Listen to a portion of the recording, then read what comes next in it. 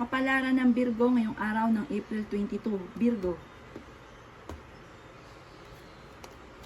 Sinasabi po dito na ating tarot card Virgo na may mga hindi pagkakaunawaan na maaring maganap sa inyong pamilya. Sinasabi rin po dito na parang bawat isa ay magkakaroon ng mainit na ulo.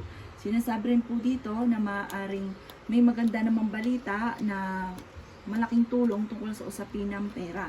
Masipag daw kayo at madadagdagan din ang inyo pong kita.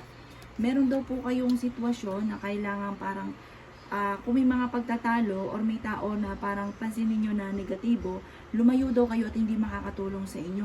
Or kung may mga pagtatalo, umiwas ka daw po dito. Sabi rin po dito, maaaring pag-aralang mabuti kung ano man daw po yung parang gusto ninyo na parang kung ano yung goal ninyo, pag-aralan nyo itong mabuti. Kaya sabi rin po dito na parang sa ngayon,